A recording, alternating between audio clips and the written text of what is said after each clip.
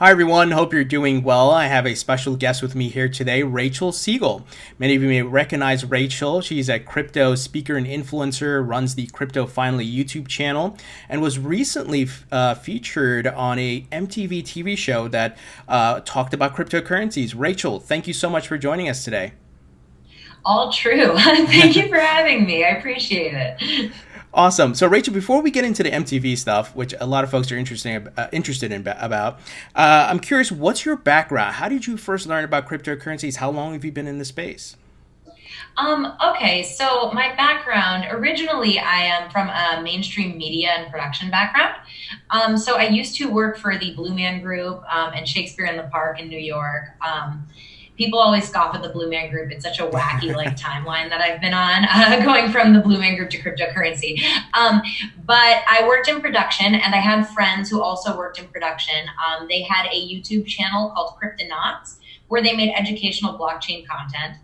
It was a good channel. The videos are still up. We got like 100,000 view videos, like a good channel. And they came out to New York for Consensus during 2018 and invited me to the networking parties, and I sort of got to know the community from there. I started working with them on that channel and then eventually did Crypto Finally. But basically from my friends in the real world, they got me interested in it. And then by the time that I met the people in the community at the networking parties, I was sold. It was clear to me that we were on the ground floor of something. And I felt like it would be a really dumb decision to have been introduced to this, to know what it was, and to not get myself involved. Cool. So it looks like around 2018 is when you got into the space. Yes. Okay. And Yeah. your YouTube Roughly two channel, years. roughly 2 years, got it. And your Yeah. YouTube channel, can you talk a bit about the content that you put out? It's more on the music side of things. Can you give us an overview of that? So I'm sorry, there's like a noise over on that side. But my YouTube channel, I started by making Bitcoin music videos. And they were a lot of fun, and they still are a lot of fun, and you can go check them out. Animations as well as sort of real life videos, but primarily animations. Just something sort of catchy and interesting to get people fascinated by Bitcoin in the first place, and something as well that the Bitcoin community could enjoy. I was looking and I was seeing like, where is there a need? And I thought, there really could use some more entertainment that's geared towards this community, especially because they go through such high highs and low lows. Sure. So the Bitcoin music video is definitely where I started. Now I do weekly live streams as well. So those come through on my YouTube. I'm starting to put more content out there when it comes to more sort of information about basically why I was creating those music videos, which is a further look at demographic expansion of the space and what can we do to be more inclusive, and get people involved from different angles that might not necessarily just be, wow, this is cool new technology. So that's what I put on my channel, and I'm starting to get a little more educational when it comes to those historical looks of mainstream push trails, and just basically where the space is headed in that direction. Very cool. Yeah, I think that's a great idea. I think people digest different types of content, and if you can reach them in different avenues, I think that's great to at least get their attention. Maybe you spark their interest and they start learning more about it. So I think that's great. So on the note of content and distribution and building awareness, how did the MTV interview take place for that TV show? So they actually reached out to me on Twitter originally. So it was a total egghead account that reached out to me on Twitter. So there's something to be said for those egghead accounts that reach out to you. I didn't think much of it at the first when they first reached out to me. It's like an account with no profile picture, 5 followers. It says like, "Hey, we're from MTV," and I was like, "Okay, sure, you know what?" But I will investigate this a little further. And they were a third-party production company, so they gave me the information for their production company, and I went on the internet and I found out that they had done some pretty cool, reputable stuff in the past. Got on a Skype with some of their producers and it was two women who were on the Skype. And, this is like really where it gets kind of concerning, because that's exactly what they would do if they would try to kidnap me. They would exactly have two women on a Skype to make me feel comfortable. But I trusted the process. Turned out it was real. They flew me to LA. I didn't get kidnapped. That is not a recommendation that people necessarily go about that in that exact way, because, dangers do exist in this world. But they flew me to LA based on the Twitter conversation and the Skype call that I had. And I went and I shot the episode out there. And it was a really good time. We shot for a really long time. I know they only aired a couple minutes of me speaking, but we actually took in like a lot more, obviously. And it was a 1 hour episode that wasn't really inherently about learning about cryptocurrency, but it did cover cryptocurrency. So I'm sorry that they cut the parts about the paper wallets and the cold storage. I did talk about it. It sounds like they cut the educational pieces, but took maybe the one-liners that would get people's attention, maybe get the headlines. Yeah. So there was definitely a full conversation, So what they had me saying basically was that Bitcoin is more dangerous as far as personal theft than a bank. But I kind of stand by that. When it comes to personal theft, I stand by it. It's easier for me to find a way to kill you, and this is a hypothetical situation, YouTube, to do something to you and then get access to your Bitcoin. It's a lot easier than for me to get access to your bank account. Also, there's less repercussion for it. So if I got access to your bank account, your bank would refund that. They would say it was fraud. You'd call in and say that your card got stolen. So I stand by what I said. However, they cut all of the additional parts where I talk about taking your money off Coinbase because it's a non-custodial wallet. Moving on to non-custodial wallets. And I talk about Google Authenticator, not using 2FA on your phone and why that can be more dangerous. I talk about paper wallets. I talk about cold storage. I talk about taking things offline. I really did get into it with them, and it got a little confusing even when I was there because they're asking me the same questions over and over again. But I'm assuming that there was very little they were going to be able to do with that dense information about the blockchain and Bitcoin and cryptocurrency transactions and safety. It's hard to listen to. And I'm sorry that that's just the truth of it. But from a mainstream point of view, if you know nothing about cryptocurrency, even this podcast we're doing right now, you would have already shut down. It's too much. So it was an unfair expectation, but I am glad that they covered cryptocurrency in the episode. Yeah, I think those things take time. And, just recently I covered on the channel about the Simpsons episode that aired last Sunday. Yeah. Talked about crypto, and it's going to take time for people to get educated, and it's going to be little bits and pieces, and eventually, just like the internet, how does the internet work? Well, it took time for people to learn that and get mass adoption. Well, what's interesting to me, and I kind of had this thought, and I haven't really spoken about it yet, but even when you take a historical look at the way that Bitcoin and cryptocurrency has been portrayed in media over time, and I talk about this in my video, in one of my keynote videos that you can find on my YouTube page, but I talk about this very specifically, that the original target market for Bitcoin existed within this certain demographic of people. And very early on, I believe in 2014, they were already talking about cryptocurrency on The Simpsons. There are already been several episodes of The Simpsons where they talk about Bitcoin and cryptocurrency.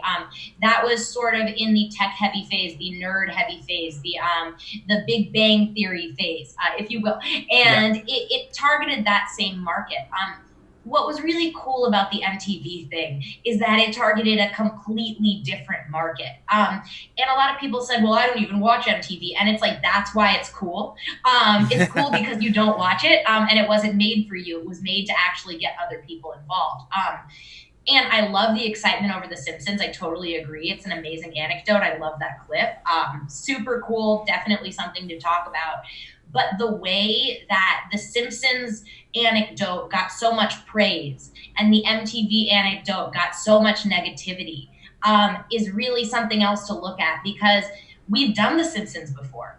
It's happened before, and it is targeted to the demographic of the space that we all agree exists right now. Whereas MTV targeted something completely different, and we all had so many things to say about it. And I felt it too. I felt my notifications, like, people are angry about MTV. Why would you do this? Blah, blah, blah. It doesn't make any sense. And then the next day, everyone's like, woohoo, Bitcoin's on The Simpsons. And I was like, wow. But anyway, it's something to think about when you're actually talking about the markets that these two things targeted at the time. I think both of them are very, very cool, but there's something to be said about the MTV thing actually branching out of the world that we have lived in the past. I'm in total agreement. Sometimes people like to think everyone thinks the same way they do, watches the same thing they do. People are different. They have different variety of tastes in music, movies, TV shows. So the diversity is important.